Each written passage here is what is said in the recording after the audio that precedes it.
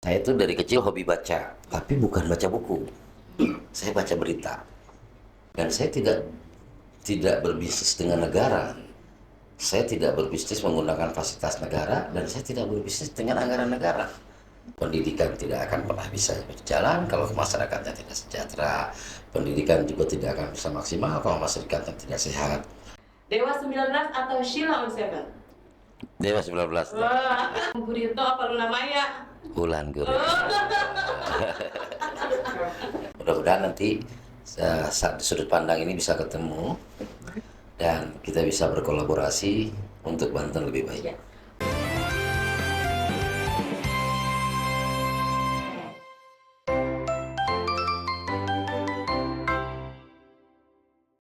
Assalamualaikum warahmatullahi wabarakatuh. Halo sahabat data, salam sejahtera untuk kita semua. Saya Rika kembali lagi di BPS Banten Podcast.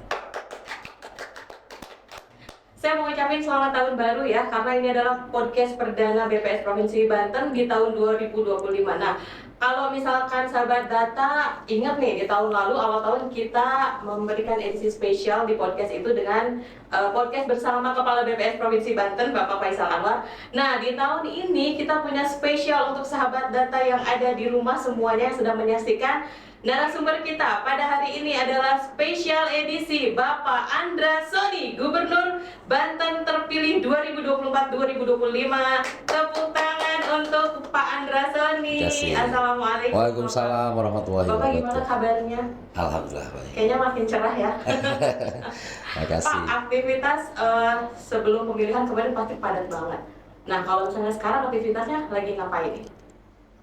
Iya, saya tadi berpikir selesai kampanye berarti kegiatan saya bisa Agak longgar. Tapi rupanya selesai kampanye justru Makin sibuk. iya jadi kuadrat gitu. Jadi makin banyak kegiatan. Tapi kegiatannya lebih kepada silaturahmi, kemudian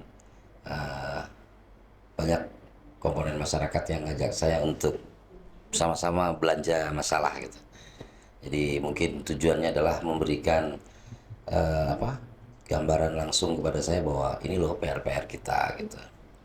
Dan alhamdulillah hari ini saya bisa hadir di BPS, ya ini lebih konkret lagi, artinya BPS adalah satu lembaga vertikal yang ada di Provinsi Banten, ada di setiap provinsi bahkan ada di setiap kabupaten kota, yang fungsi utamanya adalah memberikan sebuah hasil-hasil atau berupa statistik kepada pihak-pihak yang memerlukan, baik masyarakat maupun pemerintah daerah, dalam rangka membuat sebuah kebijakan.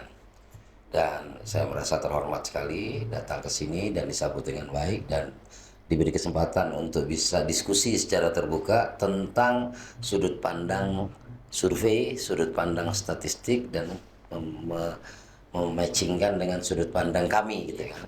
Mudah-mudahan nanti saat di sudut pandang ini bisa ketemu dan kita bisa berkolaborasi untuk Banten lebih baik. Ya. Bapak intermezzo, saya dan beberapa tim humas tuh asli orang Banten, Pak. Ya. Dari sekian banyak pegawai BPS Provinsi Banten yang dari luar, kami ini banyak yang tim humas itu asli dari Banten. Makanya ketika ada Bapak Gubernur baru sedikit antusias karena harapan-harapan gitu ya Pak. Ya. Kemudian juga pengen Banten lebih baik itu lebih menggebu mungkin ya ketimbang orang-orang yang bukan dari Banten. Nah Pak, saya penasaran, saya sudah lihat baca beberapa podcast Bapak juga. Dari pengusaha kemudian terjun ke politik. Motivasinya apa sih Pak? Saya penasaran. Ya kalau dibilang dari pengusaha terjun ke politik, ya itu ujungnya ya, tapi panjang sebenarnya. Saya tuh dari kecil hobi baca, tapi bukan baca buku. Saya baca berita. Saya sering berebut dengan kakak ipar saya, koran pagi-pagi untuk baca. Dan dulu ada satu media koran cetak pada tahun itu, yang saya baca itu selalu di halaman 2. Ada satu rubrik lah tentang beberapa tokoh yang menulis gitu. Dan itu saya masih SD. Dia sudah baca. Ya, saya tertarik dengan opini lah kurang lebih ya. Dan kemudian memang ada satu titik di mana saat saya menjadi pengusaha yang ada apa namanya interaksi dengan pelayanan publik gitu, saya merasa tidak mendapatkan pelayanan yang baik, bahkan cenderung Mengecewakan gitu. dipersulit, atau bahkan bisa disebut ya cenderung diperalat atau bukan dilayani gitu loh, malah dianeh-anehkan gitu. Nah di situ ada satu kalimat yang terucap oleh saya, kayaknya saya mau coba deh jadi anggota DPR supaya saya bisa memberikan sesuatu yang bermanfaat atau berpengaruh terhadap situasi sulit yang saya hadapi saat itu. Jadi dari pengalaman pribadi kemudian tergugah gitu ya Pak ya? Bukan tergugah, dendam sih sebenarnya. Lebih pasnya, lebih ekstrimnya ya, karena kok gini gitu loh. Maksudnya saya kan pengusaha dan saya tidak berbisnis dengan negara. Saya tidak berbisnis menggunakan fasilitas negara dan saya tidak berbisnis dengan anggaran negara. Saya murni jasa. Kan bisnis saya itu adalah ekspedisi, pengiriman paket. Pengiriman paket yang saya lakukan berbasis dari pengalaman kerja. Dari mulai messenger, dari tukang antar-antar surat, antar-antar barang, kemudian saya tumbuh berkembang, dan kemudian saya jadi pengusaha kargonya. Nah, saya ketemu titik gitu, di mana saya ketemu sama manusia-manusia yang diberikan kewenangan, diberikan jabatan, diberikan fasilitas dan sebagainya, justru melayaninya. Kan kalau kita punya masalah harusnya kamu ada masalah ini, solusinya ini. Nah, ini nggak dicari masalahnya gitu. Nah, saya nggak. Tapi ternyata setelah saya memilih itu, rupanya nggak ada hubungannya juga secara langsung. Setelah saya jadi anggota DPRD, nggak ada hubungannya langsung. Akhirnya ya udah saya nikmati saja perjalanan saya di politik. Saya masuk kedua periode keduanya saya jadi ketua DPR, dan di periode kedua saya juga jadi pimpinan partai, dan purna tugas saya sebagai pimpinan DPRD, saya dapat tugas maju sebagai calon gubernur. Jadi perjalanannya panjang ya? Panjang. Kalau diceritain kita lebih waktunya, kurang nanti. Pak, setelah nanti Bapak dilantik nih, bidang apa sih yang akan menjadi fokus utama Bapak? Apakah kesehatan, pendidikan, atau mungkin kesejahteraan? Oke, tentu ya apa yang kita kerjakan nanti tentu landasannya adalah apa yang kita tawarkan pada masyarakat dalam bentuk visi dan misi kita. Visi kita adalah Banten maju, adil, merata, tidak korupsi. Kemudian misi kita ada 5 misi, dan kemudian kita ada 8 program, dan kemudian 24 program turunan untuk bisa mencapai 8 program tersebut. Nah, visi misi kita tentu sebenarnya linear juga dengan visi misi Pak Prabowo, Astacitanya. Cuma yang membedakan bahwa kami kan di daerah tentu ada bagian dari Astacita yang bukan kewenangan kita lah. Nah, yang menjadi kewenangan provinsi ya kita optimalkan. Jadi salah satu yang menjadi prioritas kita adalah kaitan dengan pendidikan. Kedua, kesehatan. Ketiga adalah terkait dengan kesejahteraan masyarakat. Berarti semuanya tercakup. Ya, 3 hal tersebut sebenarnya ya adalah semua hal, gitu lah. Karena apa? Pendidikan tidak akan pernah bisa berjalan kalau masyarakatnya tidak sejahtera. Pendidikan juga tidak akan bisa maksimal kalau masyarakatnya tidak sehat. Kesehatan, pendidikan, kesejahteraan sosial, dan sebagainya juga nggak akan bisa maksimal kalau infrastrukturnya nggak baik dan sebagainya. Nah, itu yang akan kita kerjakan. Semuanya terkait. Semua harus. Ya, kehidupan itu kan tetap pelayanan dasar. Ya. Oke, Pak, pertanyaan selanjutnya. Banten itu kan punya modal besar. Modalnya apa? IPM-nya tinggi. Yes. Berarti kan angka harapan hidup, kemudian rata-rata lulus sekolah gitu ya. Harapan sekolah. Harapan sekolah itu tinggi. Tapi apa sih langkah apa yang nanti akan Bapak lakukan untuk pemerataan pembangunan di Banten? Karena kalau saya lihat grafiknya nih, Lebak itu pertumbuhan IPM-nya 2024 tinggi, tapi masih di bawah kabupaten kota yang lain. Apa yang akan Bapak lakukan agar merata? Ya, jadi kalau kita bicara spot-spot, secara rata-rata dulu ya, rata-rata Banten tadi Bu Rika kan sampaikan kita ini tinggi loh Pak secara nasional gitu ya. Modalnya ya. Kalau bicara tentang apa industri, kita paling banyak loh industrinya, ya kan. Akhirnya mungkin kita potret kecil dari gagasan besarnya Pak Prabowo tentang paradoks Indonesia. Jadi semua potensi, tapi kok kita ini loh, ya kan? Potensi tapi kok tidak Tapi berpotensi. kok nggak ada apa-apanya gitu kan gitu. Nah, ini yang perlu kita kolaborasikan bersama. Kita punya persepsi yang sama, kita punya tujuan yang sama. Jadi kayak contoh, gimana kita memotret Lebak? Adil dong, kita harus memikirkan Lebak itu. Nggak boleh Lebak dibandingkan dengan Tangsel. Nggak boleh Lebak dibandingkan dengan Cilegon. Karena apa? Dari sisi jumlah luas wilayah, dari sumber pendapatan asli daerahnya, kemudian dari geografisnya berbeda. Maka apa yang akan saya lakukan? Tentu perhatian lebih. Salah satu yang sedang saya upayakan adalah tetap kita perjuangkan bagaimana Cilangkahan itu bisa terbentuk, daerah otonomi baru Cilangkahan. Kenapa? Ya, pertama agar pelayanan dasar kepada masyarakat itu bisa lebih maksimal, lebih dekat, ya kan? Dulu juga kota Serang, Cilegon itu kan bagian dari Kabupaten Serang, ya kan? Nah, atau Tangsel, kota Tangerang juga dulu bagian dari Kabupaten Tangerang, dimekarkan dalam rangka tujuannya ke sana. Dan itu setelah dimekarkan malah berkembang. Berkembang karena fokus ya, karena lebih fokus pelayannya kan. Tentu dengan mempertimbangkan potensi-potensi daerahnya. Terus apalagi? Ya infrastrukturnya harus kita genjot. Caranya gimana? APBD-nya kan kecil, APBD-nya Lebak dan Pandeglang katakan, ya kita support, ya kan kita lakukan kolaborasi bersama-sama. Maka kalau saya jadi gubernur, saya nggak mau jadi pesaingnya bupati atau wali kota.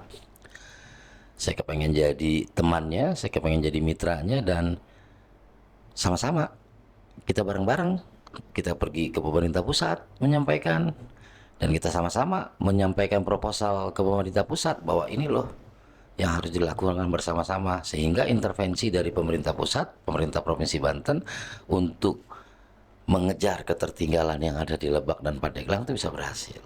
Banyak hal yang kita harus lakukan di Lebak dan Pandeglang. Rumah tidak layak huninya masih besar, jumlahnya masih banyak, padahal kita rakyat kita. Bapak merasa punya PR besar nggak, Pak? Ya jelas, kalau sekarang nih, karena saya belum dilantik ya, setiap melihat apa aja, contoh nggak usah jauh-jauh, yang lihat jalan bolong aja langsung pengen diperbaiki. Tapi kan nggak sederhana itu, ya kan? Pemerintah itu kan bukan one man show.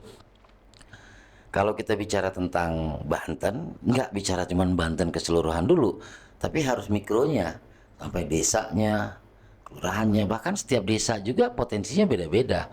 Keadaannya juga beda-beda. Ada desa yang dia sudah punya jalan bagus, ya kan? Ada desa yang sama-sama punya anggaran desa, tapi kok yang ini nggak bagus. Nah, kita harus lihat juga permasalahannya. Ada permasalahan kontur daerahnya, ada wilayah yang memang rawan bencana dan sebagainya, kayak gitu-gitu deh. Nah, ngomongin masalah itu, Pak, kita punya loh BPS datanya. Namanya surveinya potensi desa. Betul. Bisa baca publikasinya Itu, BPS. iya. Makanya saya kesini. Oke. Oke, sebelum kita lanjut ke pertanyaan selanjutnya, makin seru obrolan saya dengan Pak Andra Sony. Kita mau jawab cepat terlebih dahulu untuk mencairkan suasana, karena tadi kita udah ngomongin IPM, dalam sekolah gitu ya Pak. Kita jawab cepat bersama Pak Andra Sony. Iya. Pak, makan rebusan atau gorengan? Rebus. Bohong berarti saya. Gorengan. Politikus atau jadi pengusaha? Dua-duanya. Dua-duanya. Nggak bisa pilih pas salah satu. Politikus. Nih, ini tentang makanan favorit di Banten, jojorong atau sate bandeng? Jojorong. Jojorong. Olahraga atau jalan-jalan? Olahraga. Olahraga. Pantai apa gunung? Gunung. Gunung. Nah ini, wah ada ibu, saya nggak enak bacanya. Pak, Ulan Guritno apa Luna Maya? Ulan Guru. Nah, mengembangkan pariwisata atau benerin jalan rusak? Dua-duanya. Satu aja. Ya, benerin jalan rusak. Oke. Dewa 19 atau Sheila on 7? Dewa 19. Wah. Nah ini dia, film favorit Hollywood atau Bollywood? Hollywood. Hollywood, oke. Motorsport atau klasik? Enggak, dua-duanya. Enggak dua-duanya, berarti bukan ini. Saya nggak suka. Bukan geng motor, Pak. Enggak. Oke. Sepeda kalau ada. Terima kasih untuk jawab cepatnya. Kita akan melanjutkan pertanyaan ini agak apa ya, kalau misalnya BPS merilis tuh angka ini, pemberitaan tuh langsung wah luar biasa. Kira-kira apa Pak? Bisa nebak nggak pertanyaan saya selanjutnya? Kemiskinan, pengangguran. Nah betul, kita akan bahas tentang pengangguran. Bapak, mohon izin sebelumnya, Bapak pasti tahu angka pengangguran di Banten itu tinggi. Nah, apa yang mau Bapak lakukan untuk mengurai masalah ini? Terus kira-kira menurut Bapak nih, apa sih yang harus dibenahi dari ketenagakerjaan di Banten? Oke, dalam kampanye saya kemarin kan saya dapat banyak masukan ya dari masyarakat itu terkait dengan pertama adalah masih banyak lowongan-lowongan pekerjaan itu prosesnya tidak transparan, masih banyak praktek-praktek pungli, masih banyak harus bayar supaya bisa bekerja dan sebagainya. Itu yang terpotret semasa saya kampanye. Dan betul memang, belum lama ini ada rencana untuk rekrutmen ketenaga kerja, kebutuhan tenaga kerja di salah satu instansi yang ada di Banten.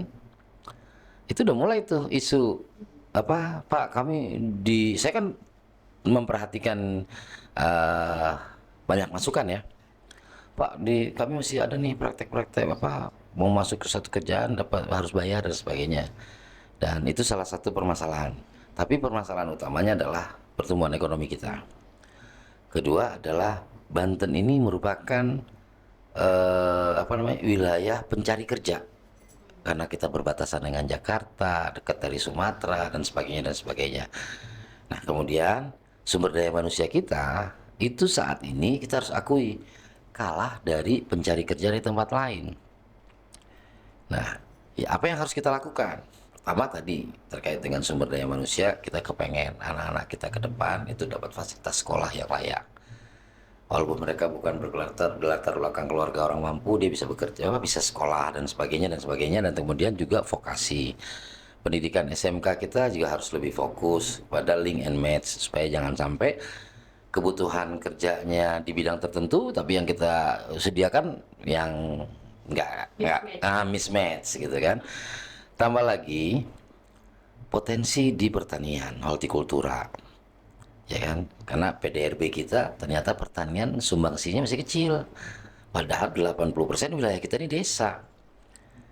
Nah, ini yang harus kita, dan kemudian ini kan semangat hari ini yang ada di pemerintah kita, pemerintah pusat, pimpinan Pak Prabowo ini adalah semangat yang luar biasa, ada semangat baru di mana kita salah satunya adalah makan bergizi gratis, itu pasti akan memerlukan bahan pokoknya, kemudian juga ketahanan pangan dan sebagainya, kemudian petani milenial yang sedang digagas oleh Kementerian Pertanian. Nah, kita harus proaktif dan kita harus ikut juga mensukseskan program ini, dan saya punya keyakinan bahwa saat hortikultura atau potensi pertanian, industri pertanian kita ditingkatkan, angka pengangguran kita perlahan-lahan pasti akan semakin turun.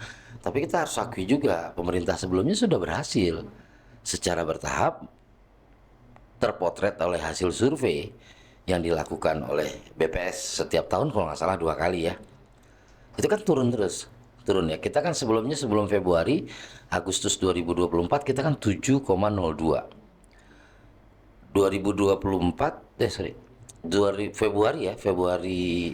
Agustus 2024 kita 6,68. Februari tahun 2024 kita masih 7,02. Tapi itu kan masih tertinggi kedua di nasional. Nah, ini bisa jadi PR kita karena mau nggak mau ya kan, harapan itu kan harapan. Untuk memelihara harapan kan kita harus membuat sesuatu yang konkret supaya ya harapan masyarakat itu terus terjaga. Karena kalau bicara tentang pertumbuhan ekonomi adalah tentang harapan. Makanya kan proyeksinya selalu kan dimaksimalkan, apalagi hari ini pemerintah pusat memberi target 8% pertumbuhan ekonomi. Yuk, secara ilmiahnya gimana kita harus ini, kalau bukan dengan tetap punya semangat dan kita punya keyakinan bahwa ada potensi yang belum digarap sungguh-sungguh di Banten ini adalah potensi di pertanian. Sosial nih Pak, kerja keras. Ya insya Allah udah nggak sabar juga gitu ya. Gitu ya, Pak, ya. Ya makanya saya kan sekarang semacam sedang retreat kali ya, saya keliling ya kan. Alhamdulillah BPS mau nerima saya karena sumber data ya kan. Jadi tadi ya potensi, saya baru tahu ada potensi desa. Saya juga baru tahu bahwa tahun 2023 itu ada sensus pertanian. Pasti kan di sensus pertanian, kalau sensus kan udah pasti akurat sekali datanya kan, by name by address. Beda kalau survei ya. Kalau survei kan sifatnya sampling. Nah, sensus 2023 itu kan bisa bermanfaat kalau kita bisa duduk bareng diskusi, dan saya senang sekali bisa hadir di sini. Pak, ini ada pertanyaan titipan nih dari para ibu-ibu yang masuk ke Instagram kami. Rencana program untuk pemberdayaan perempuan di Banten apa? Kan 12,50 perempuan di Banten itu menikah di bawah 16 tahun. Tertinggi di di Kabupaten Lebak dan Kota Serang, Pak. Menikah di bawah 16 tahun. Ya. Ini saya balik lagi review waktu saya kampanye, itu pertanyaan yang sama kan muncul. Jadi saat anak lulus SMP, kemudian mereka tidak bisa lanjut SMA, yang laki-laki mencari kerja di kota, ya, yang perempuan ada yang mencari kerja di kota, tapi kebanyakan itu menikah. Dan ada catatan lagi, setelah mereka menikah, justru permasalahan rumah tangga mereka banyak hadapi, ya, perceraian, tambah lagi anak yang dilahirkan dalam keadaan tidak sehat dan sebagainya, karena memang reproduksinya belum siap untuk menikah. Nah, apa yang harus kita lakukan? Ini mau nggak mau kita harus kolaborasi, kita harus dengan teman-teman kejaksaan, dengan teman-teman Kumham, BKKBN, kita bareng-bareng ya kan, lakukan banyak kegiatan yang secara teknis setelah saya nanti didampingi oleh pejabat-pejabatnya baru saya bisa jelasin ya. Tapi memelihara harapannya adalah banyak hal yang bisa kita kerjakan secara bersama-sama. Pak, satu pertanyaan terakhir sebelum kita closing. Motivasi apa sih yang Pak yang bisa Bapak tularkan nih sama generasi muda di Banten? Kalau saya nonton podcast Bapak itu dari nol, dari mohon maaf anak petani, tapi bisa jadi gubernur Banten gitu. Apa sih Pak yang bisa Bapak kasih tahu nih sama pemuda-pemudi di Banten biar nanti minimal jadi gubernur lah kayak Bapak gitu? Ya, ya kan jadi gubernur bukan cita-cita ya. Jadi gubernur bukan cita-cita saya. Cita-cita saya kepengen nyenengin orang tua saya, itulah kurang lebih ya. Terus kemudian cita-cita saya, ya saya kepengen lebih baik lah dari kehidupan saya yang sebelumnya. Ya jujur sih, di awal-awal kehidupan itu saya lebih agak materialistis ya. Segala sesuatu ukurannya adalah saya bisa ini, saya punya ini gitu. Tapi kesininya saya ngerasain Allah itu ngasih saya berkah banyak sekali. Saya jadi gubernur dan sebagainya. Jadi bagi saya setelah ini ya saya kepengennya itu ya benar-benar bermanfaat dan dimanfaatkan oleh masyarakat banyak untuk kebaikan. Dan hari ini sebentar lagi saya mendapatkan amanah yang luar biasa besar untuk 12,6 juta warga Banten menaruh harapan ke saya. Dan saya harus serius, nggak boleh main-main ini. Ya, terus apa yang bisa saya sampaikan kepada anak-anak muda? Ya, percaya diri perlu. Ya kalau berlebihan juga nggak bisa ya. Tapi saya sih ngeliatnya gini, saya selalu berusaha. Terus nggak mau nyalain orang, nggak mau nyalain orang tua kenapa saya lahir miskin. Kalau seandainya, pokoknya saya bergerak aja terus. Kadang-kadang saya pakai apa ya, melihat sesuatu yang berat aja, ya saya bilang insya Allah bisa, insya Allah bisa. Dan itu selalu kalimat optimis. Ya optimis itu sebenarnya apa ya, cara kita melawan ketidakmungkinan. Ya mau nggak mau dengan harus optimis kan. Jadi jangan pikirin hasilnya, kita fight aja, karena dalam perjalanan nanti kita akan ketemu tuh solusi-solusi, dan kita akan ketemu orang-orang baru, kita akan ketemu banyak hal. Ya nggak boleh statis lah. Makanya ya kalau ditanya apa yang bisa saya kasih motivasi kita teman, tapi kalau ditanya apa sih yang saya praktekin, pertama saya nggak mau nunggu-nunggu. Makanya ada guru SMP saya bilang, don't wait tomorrow what you can do today. Yang kata anak saya, Pak, grammarnya salah itu katanya. Tapi nggak apa-apa, saya bilang itu bagian dari motivasi. Jangan tunggu besok, apa yang bisa dikerjakan hari ini. Terus karena saya pernah jadi sales, ya menawarkan jasa kepada pelanggan, calon pelanggan, saya selalu tidak ada kesempatan kedua untuk kesan pertama. Artinya saat kamu mendapatkan tugas, mendapatkan amanah, kerjakan sebaik-baiknya karena nggak ada kesempatan kedua. Jadi do the best gitu ya. Ya, melakukan yang terbaik gitu. Dan hasilnya serahkan kepada Yang Maha Kuasa. Itu udah bukan kuasanya. Oh iya. Udah Ya, Hak mutlak. hak mutlak, prerogatif, dan kita nggak pernah punya contekannya. Kalau kita punya contekannya, akhirnya kita mensiasati seperti itu. Tapi karena kita nggak punya contekannya, ya kita kerja aja, ya kan? Kenapa orang bisa lari, manusia bisa lari di bawah 10 detik, ya kan? Kan bagi sebagian orang nggak mungkin lah ada manusia bisa lari 100 meter terus sekian detik gitu. Tapi faktanya ada manusia yang bisa. Tidak ada yang tidak mungkin. Nah, Jadi kalau apa dia kata bilang? gengsi begini Pak, jalan aja dulu gitu ya. Ya jalan aja dulu, tapi nggak jalan aja dulu yang pasrah gitu loh. Maksudnya ada proses hal sederhana lah. Kalau kalau contohnya gini, yang harus dibiasakan. Saya pernah lihat satu ada apa gitu, satu jenderal gitu dari Amerika atau apa di medsos gitu, dia bilang keberhasilanmu itu dilihatnya tuh dari kamar tidurmu gitu loh. Jadi kalau kita bangun tidur nggak beresin tempat tidur atau bangunnya siang segala macam, kurang lebih gitulah, nggak bakal deh mau teori mau bahasa kata-kata indah seperti apapun. Jadi variabelnya sederhana gitu. Jadi ya kalau bangun pagi, kemudian kalau dapat tuh kerja bergerak, jangan bengang-bengong gitu kan banyak kan orang bengang-bengong pegang HP bla bla, udah. Kalau IG gitu ya. Iya, karena kalau kalau kita gerak, kita ada yang kita lakukan gerak terus, kita pasti adaptif. Contoh, waduh, gua terlambat nih.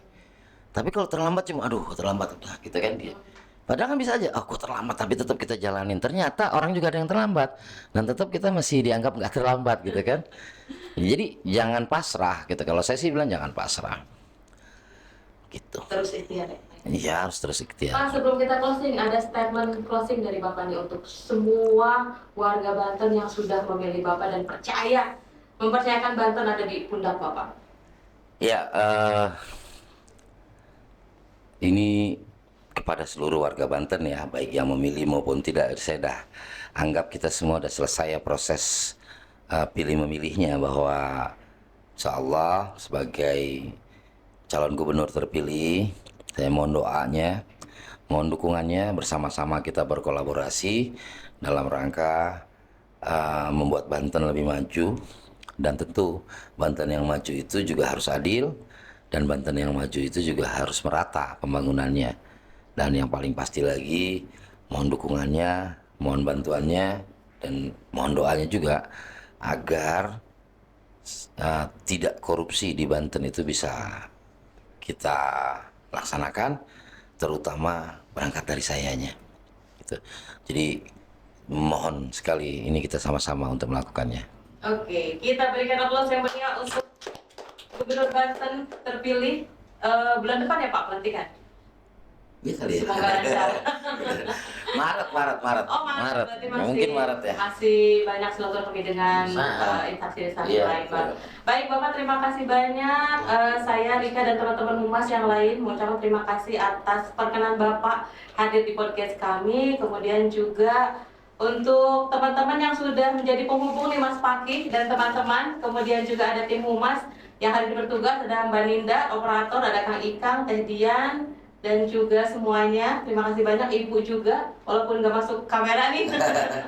Terima kasih banyak. Demikian sahabat data obrolan saya yang sangat menarik, nggak kerasa ternyata udah 30 menit dengan Pak Andra Soni. Jangan lupa follow Instagram BPS Banten dan juga subscribe YouTube channel kami BPS Banten Podcast. Saya Rika pamit. Wassalamualaikum warahmatullahi wabarakatuh.